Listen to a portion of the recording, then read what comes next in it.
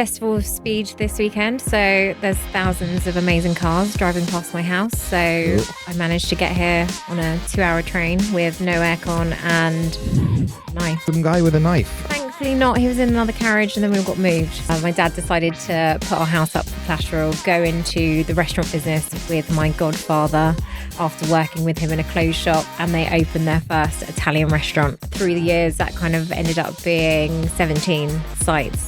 Wow. Okay.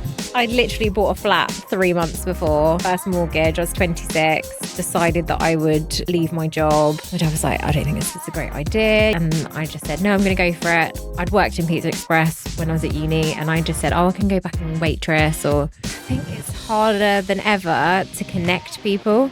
I think a lot of people actually crave that human connection, and social media can be really overwhelming. And I think unless brands are willing to tell their story and working with brands that actually want to have a community and have a voice is super important for us. If they don't really care, we can't really do it.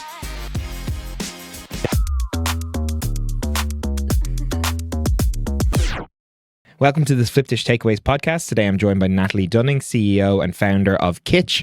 Natalie, thank you so much for coming in. Thanks for having me, Kian. It's great to be here. How was your journey? Where are you coming from? Coming up from Chichester, so South Coast. It's Festival of Speed this weekend, so there's thousands of amazing cars driving past my house. So I managed to get here on a 2-hour train with no aircon and a knife. So that was interesting. Some guy with a knife. Was he engaging with you, or he was just there doing his knife bits? Thankfully not. He was in another carriage and then we all got moved. So, but I'm here, so I'm happy. Amazing. Right, so take me back to the start of your career. Where did it all begin for you, and let's kind of build towards where Kitch came from. I would say my life in hospitality probably started at 2 weeks old when my parents opened their first restaurant in Crawley High Street. My dad decided to put our house up for collateral, go into the restaurant business with my godfather after working with him in a clothes shop, and they opened their first Italian restaurant. Wow. So bit of a journey. We were left at home with my mum's friends. My parents were in their early 20s. So me and my brother were just sort of left hanging out with their friends who didn't know what they were doing either. And they went and opened their first restaurant. And through the years, that kind of ended up being 17 sites. Wow. Okay. So putting the collateral down and the house down as collateral was a good move in the end. In the end, yeah. Yeah. I think my mum was worried at the beginning, but I think because they were young, they thought, let's just take the risk and go for it. And leaving you at home, was that character building? How did you? Yeah. I mean, I was 2 weeks old, so I was fine. I survived. Obviously, that's the secret to success, right? Like, just throw your baby out there. Yeah. Hope they fend for themselves. Take some risks. Great. So you obviously got involved in the family business, or did you? Yeah. So from an early age, was always eating in the restaurants. My dad would always be sort of working shifts with all the team. Me, my mum and my brother would go in and have dinner with all the staff. So there'd be a massive bowl of whatever pasta was made or some nice salads, and we'd all eat with the team. Lovely. And when did you ever work there, or like? Yeah, probably from about age 10, I would be glass washing. It's definitely illegal, right? Yeah, it's not legal now. I think it would be frowned upon. Yeah, frowned upon. But character building. So, I think once you work in hospitality, you love it. So I didn't really want to move away from that, and then ended up working for the National Skills Academy for hospitality. So that was kind of like my first job after university. And then went to work for Latasca Restaurants as the head of digital. Ooh, okay. And how was that? It was good. It was a challenging time. It was very voucher culture driven. So at that point in the journey, so I think a lot of the bigger chains were sort of going through that transition. What year was that? That was about 2009, 2010. Okay. So tough time anyway, like Tough time. to be developing a business in. Yeah. Definitely. So I think it was very much looking at like how we could connect with our community, how are we engaging with people, whether that's through the database, social, and then looking at more of a loyalty strategy. So that was kind of the key role there. And were those kind of new concepts to the market at the time, or were people comfortable with that? Or were you kind of pioneering some of this, or what was? Yeah, I would say from a loyalty perspective, definitely. Like we were looking at sort of an integrated loyalty scheme with the ePOS system, everything, linking that with the CRM system. So then rewarding for behavior.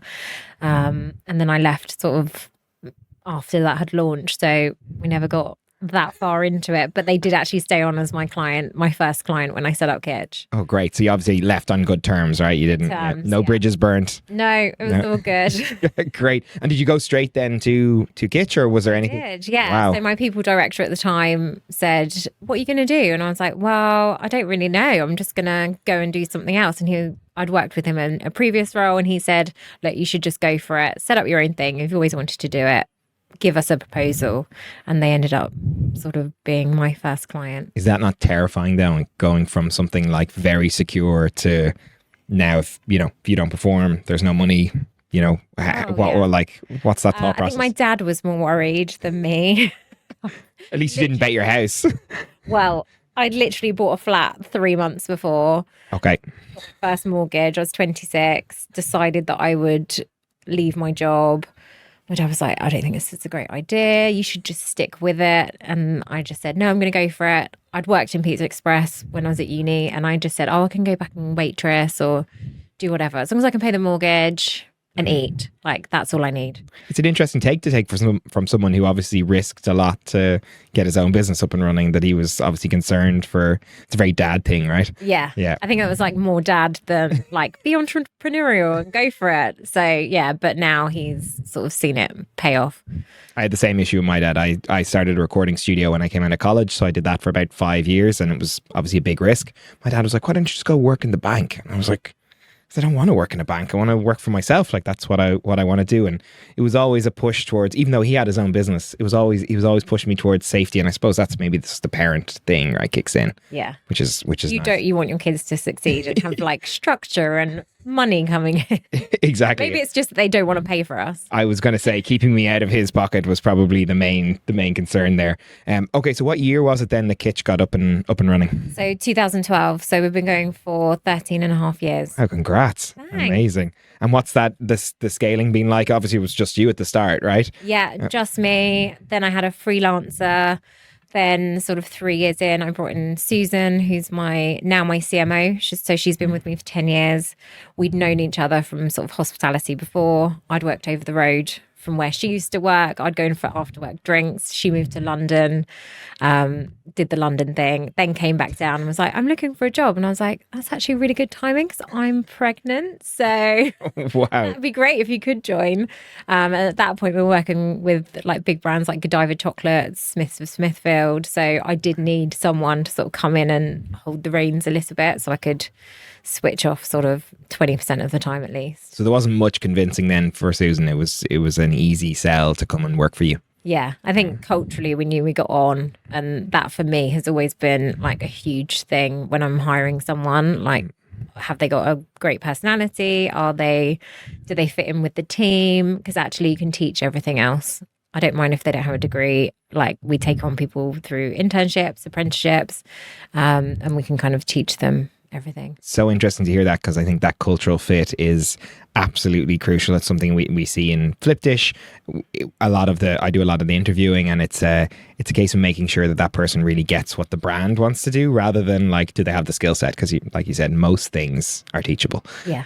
It's really, really nice. So you took on Susan. Then from there, where are you right now, and what's Kitch looking like at the moment? Yeah, so we've always sort of taken the stance that we'll grow organically. So it's always been on sort of gut feel, like, oh, okay, we're reaching capacity. We need to get someone else. We need someone with a bit more experience in analytics, or someone with a bit more in content creation, those areas.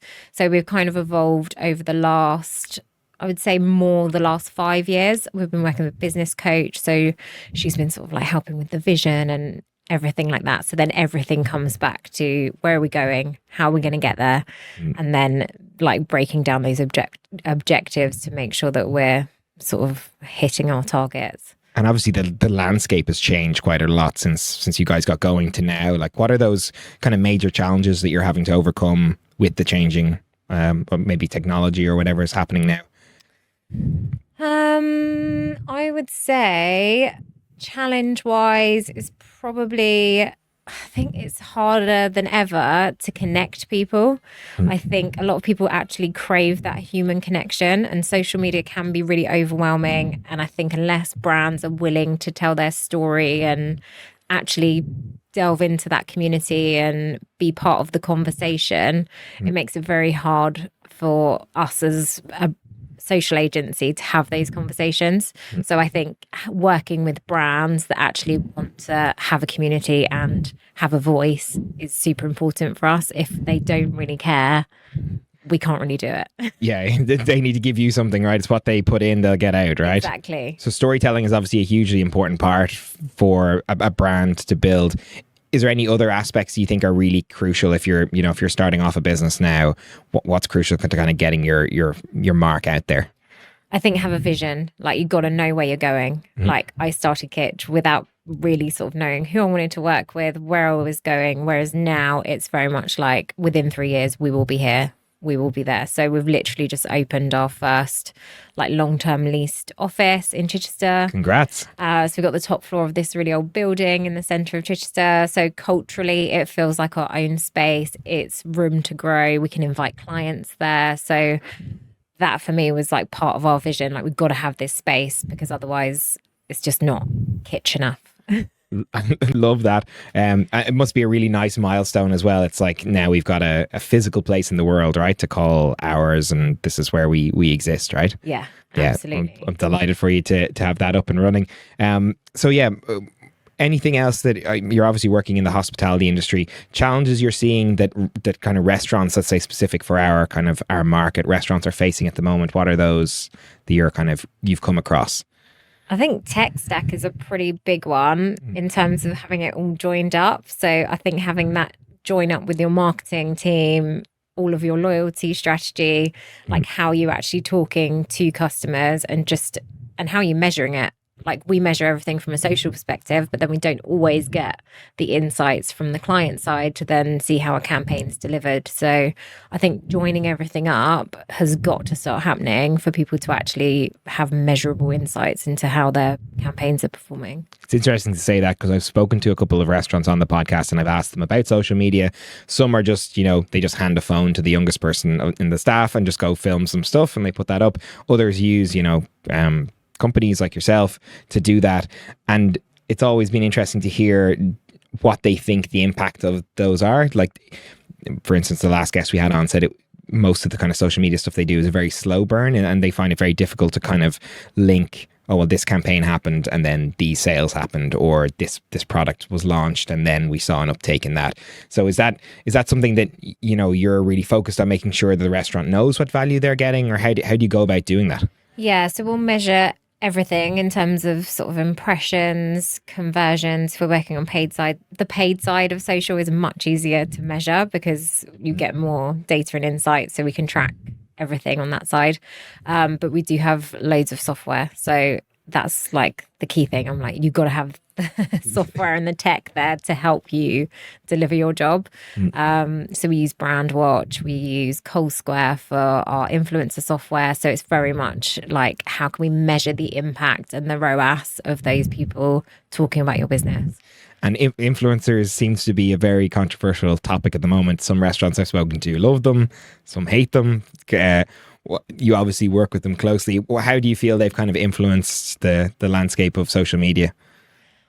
I think people can get on the bandwagon where they're like, I need this one guy to post about me and then my business will be successful. And it's like, well, it's not really a strategy, having one person come in and talk about your burger or whatever you've got on at that moment in time. I would go for more authentic micro influencers and build a relationship with those kinds of people. I like to think of it as more of like an ambassador. So actually having like long-term value coming back to the business as opposed to just a load of one-off people talking about nothing. And also clients that we work with, we're always like, what can we talk about? What could be a trending dish that you've got, or how can you present it in a way that makes it feel like story worthy? And then other people are going to be sharing that content for you. And I obviously never interacted with influencers in that way. Is there a risk of an influencer going in and then actually slating it? Or yeah. You got to be open to that risk. So equally, it comes down to your ops team. Operationally, like if we're opening a new site or a new concept, are you ready? Like, are your staff good? Can they have a great conversation, interaction with that customer? Is the food good? If not, don't invite people in. I saw a video recently of an influencer where the owner of a restaurant chased them out of the restaurant because he'd done a bad review like months ago and obviously remembered them. And the video is like them holding the phone while they run out, while your man is like screaming at them to get out of the restaurant. And I was like, wow, I didn't know influencing was so dangerous. Can you say where that was? It was in Dublin, so yeah. It's know where we've been. Yeah. Maybe we'll go. Yeah, no, definitely don't. It didn't actually give me any confidence in the food, to be honest. If they're not comfortable to have somebody in there to review it, then I'm like, is your product really that good? Yeah, if you don't want people to see it, yeah, I'm kind of concerned by that. But have you had any really great stories of influencers kind of impacting businesses, or anything that you've like a standout one? Yeah, I mean, we don't always just work in hospitality. We work with like food brands like Panasonic Kitchen. So like doing bread maker content. So we'll see influencers posting about the product, making recipes, and then we'll see an influx of orders. We also see other brands that we work with. If we're doing a campaign in a local area, I would say the localized ones work the best, as opposed to doing like a national outreach campaign, just because you sort of tie into that local community and they're more likely to sort of come in and book a table. So you can definitely track that back to the business. That bread making now is giving me PTSD from COVID. I don't know if you got into that as well. I think everyone did. Yeah, I was spending weeks on really bad bread, like inedible bread that I just wanted to post on social media to be like, look at me, here's my sourdough. Yeah, so no bread making conversations, please. Yeah, and when I was obviously having a little look at your website, and you're talking about kind of connecting brands with communities. What does that mean to you kind of in practice? Yeah. So in practice is not just posting content, it's having a strategy behind it. Why are we posting it? How does that connect with the people that are going to be seeing that content from that brand? Are you changing it up on each channel? Because actually TikTok's very different to your Facebook. Facebook, we still see like huge volumes on Facebook from that sort of older generation. And actually, I think some people are missing the trick there. So I think it's just making sure that you're identifying who your customers are, which platforms are they on, and how are you going to talk to them. And don't just post, make sure you're actually engaging and having a conversation with those people. And would you suggest then, if a brand is expanding into a new area, let's say it's someone moving from London and they're going to Liverpool or Manchester, somewhere like that, does that require an entirely new campaign because you're speaking to a new bunch of people, different culture? Like, is that a tricky thing to get right, to like maintain the integrity of the brand, but also speak to this new bunch of people? Yeah, I think it's having your sort of core brand in mind, but then going, okay, let's spend some time in the local area. What's going on? Where do people go? What does it feel like? Yeah. Where do you not want to be going? And just sort of getting used to the vibe there and the businesses that are there. So we'll work on sort of new opening strategies for brands that we work with. So if they're then been in London, they're opening in Guildford or Kingston, we'll then say, okay, well, these are the sort of micro influencers, let's invite them in, let's try and do some local activation with some brand partners. It might be a florist, we might hide bouquets of flowers around the city, and then people got to find it using like social cues on Instagram or TikTok, and just sort of make sure that you're connecting with them at that local level. Wow, okay, the flower idea sounds fantastic. Is there kind of sometimes where you get to a point where you think this brand is maybe very targeted at the younger generation, and just say, right, we're actually going to not do Facebook at all? Or would you always have some sort of presence across all socials? Or is there a case of like, actually the Facebook audience isn't for us? Yeah, we would totally do like bespoke strategy for every single client. So some of them are just on TikTok. Okay. Nothing else. Like X, we're sort of moving away really. We've had a couple of clients come off of that just because it's become a bit of a more negative channel.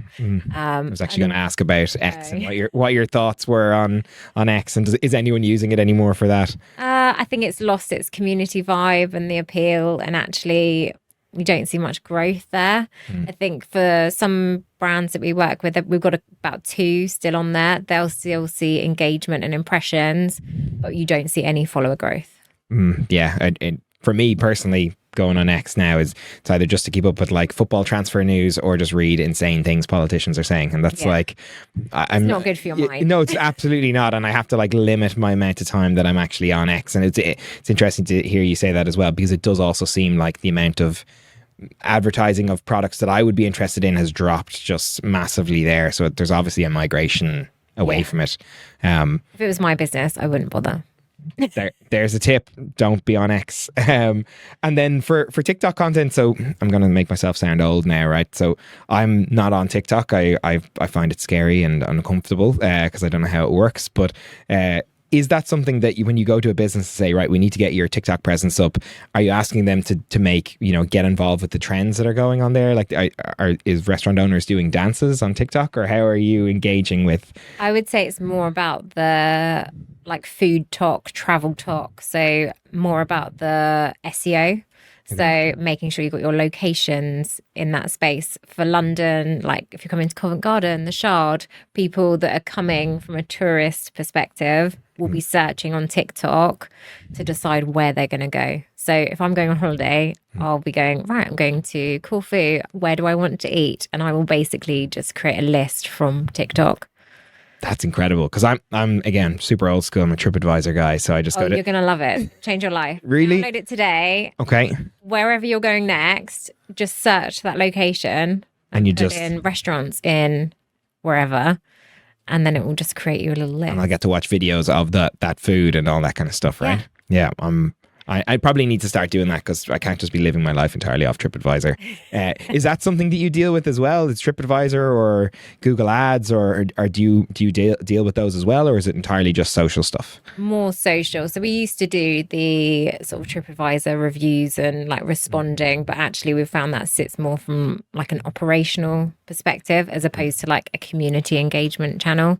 So we're very much just on the social platforms now. So we do paid social on all of the social channels, but we don't do it on like Google PPC or anything. Okay, yeah, it's probably a very different, and I look at Google reviews sometimes, and you can kind of take them with a pinch of salt. You also see a lot of, you can tell that a competitor has gone in and like done a really horrible and then you see a back and forth between the competitor and the restaurant being like, I know this is you, Tom, like stop reviewing my restaurant. I'll be reviewing yours next. Yeah, exactly. Terrible food. Yeah, so there's kind of very little I can take from that, but yeah, it sounds like TikTok is a great place for that.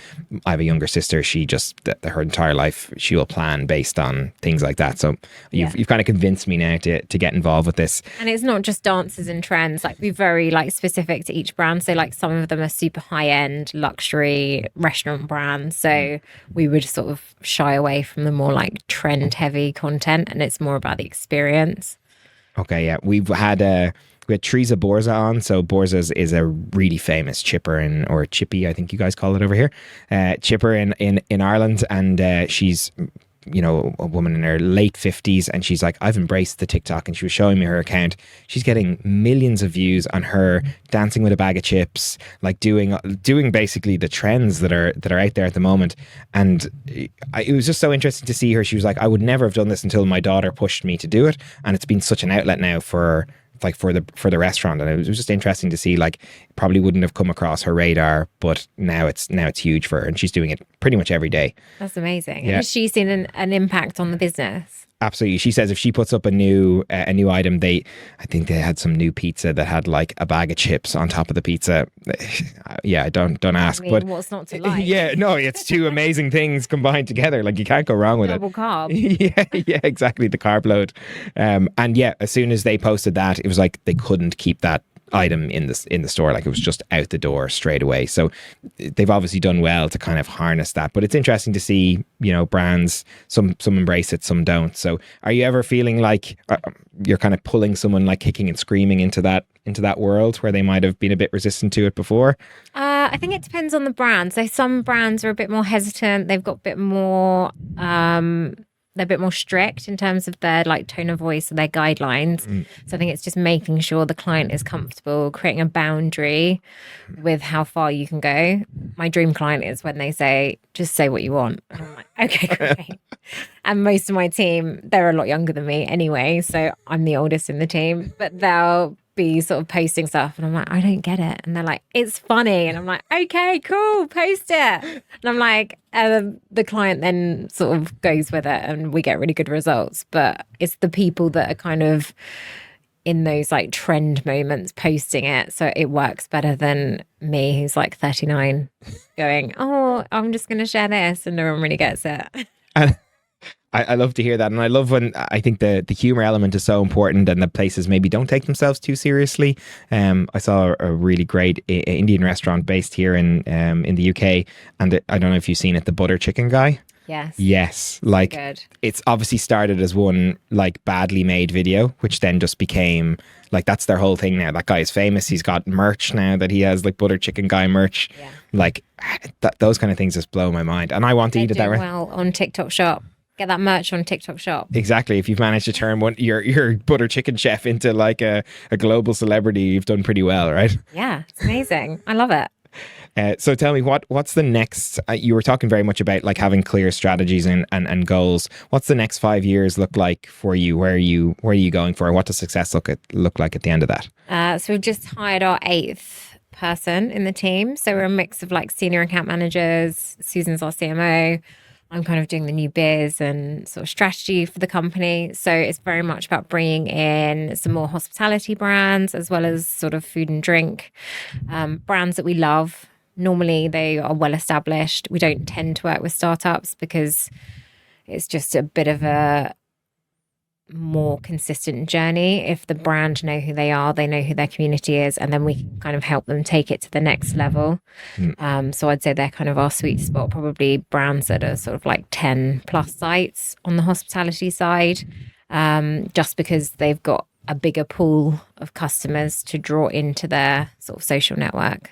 Okay, so yeah, that obviously works for you. So is it a case that sometimes you turn away business and say, listen, we're not probably a match or compatible here? Yeah. So if I feel like we're not going to do a good job, I'll know a few people and I'll be like, oh, actually, I think they might be a really good fit for you. And because you like this and they've got a similar interest, or they might not have the budget, they want to start with a freelancer, then we'll kind of pair them up with people where we can. That's so nice to hear that it isn't just a case of just take your money and that kind of thing. No. I worked in the music industry for a long time. I'm a musician in a band, and we worked with a lot of like PR companies, and you know, most of them will just take your money even if they don't think they can connect you with your audience. And it always felt so disingenuous until you find that one that's, you know, gives you the honest feedback or says, no, you need to be at this stage to do that. So yeah, from people who've been kind of maybe taken advantage of, that's a really nice way to run your business. And we have a few brands coming to us that have always say, oh, I've had a really bad experience, and we have to sort of take it quite slow with them, but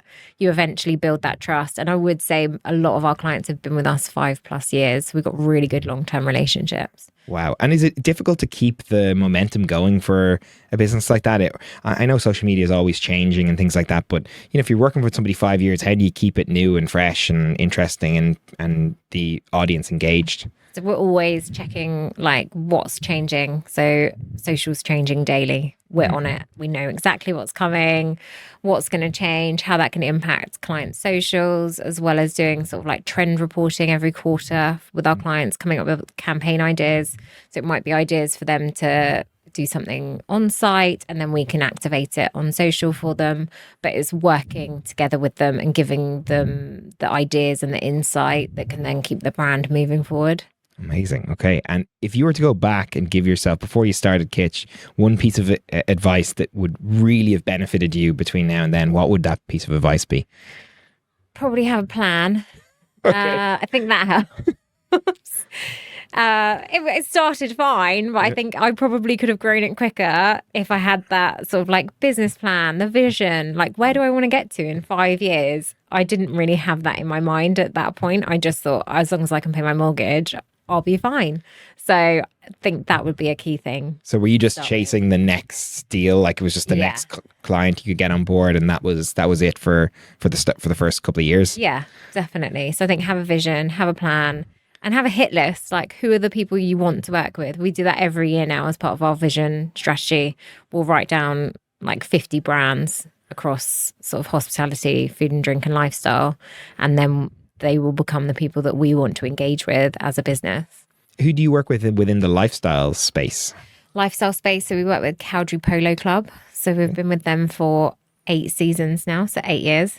So we're just in Gold Cup final territory at the moment, which is exciting. Big time of the year. Yeah, we also work with Goodwoof. So we live near the Goodwood estate in Chichester, and they host this amazing event every year called Goodwoof. So everyone brings all of their dogs along, but they have like thousands of dogs. There's loads of celebrities. There's a Dachshund parade. Like, you can't make it up. Wow. That sounds like heaven. Like that. How do I get involved? How do I get into that? You can come and see us. Oh, really? Yeah. We'll get you some tickets. You can come down. Oh my goodness. Fun. That sounds like a 2-day event every May. Dachshund parade just sounds like bliss. Okay, I'm going to ask you some quick fire questions, and I hope we don't upset anybody here. So, favorite restaurant in the UK? Oh man. Favorite restaurant in the UK? I mean, I'm not very quick fire on this one. No, so I'm sorry. I literally can't think of any. Not a single donut. Well, I love a pub. Like, I do love a British pub. Okay. So there's quite a few near us. So I would always head and some pub grub. A local pub, yeah. Okay, great. Well, all right, we're not upsetting anyone there. Countryside gal. There you go. Okay, great. Death row meal.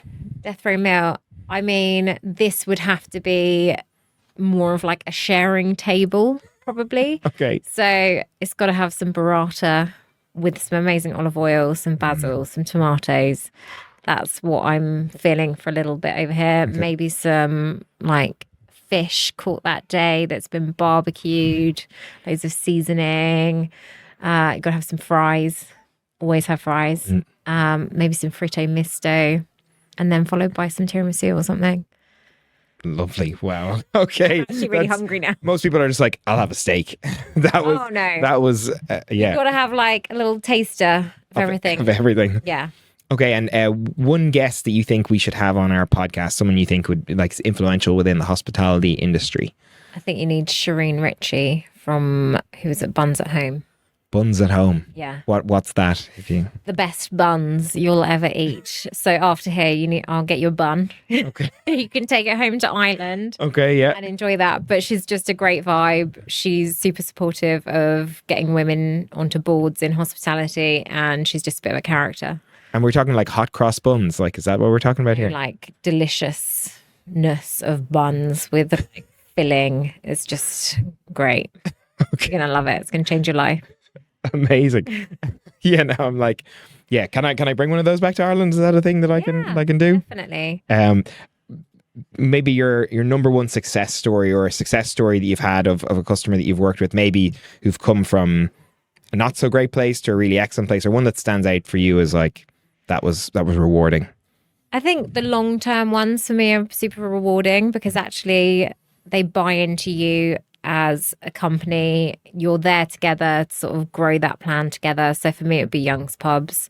We've been with them for 7, 8 years. So we used to work at Smith's of Smithfield in London, and we actually got the contract because Young's Pubs bought that venue. So we then got introduced, and then we've started on their like central strategy for them.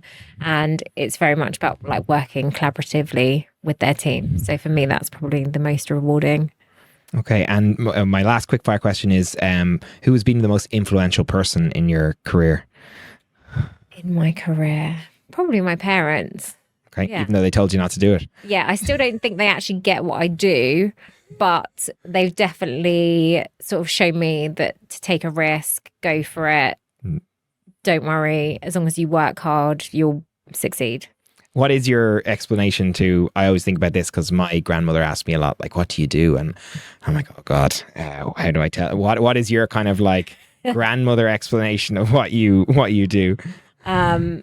I send pictures to people online and they look at them and like them. That would be like a basic bitch mode.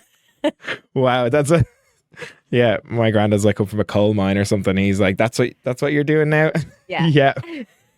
And my final one then for you is where can people find you if they want to reach out and work with Kitch? How do they get in touch? So you can find us at kitchsocial.com, or you can find me on LinkedIn under Natalie Dunning, and we're on all the social channels apart from X.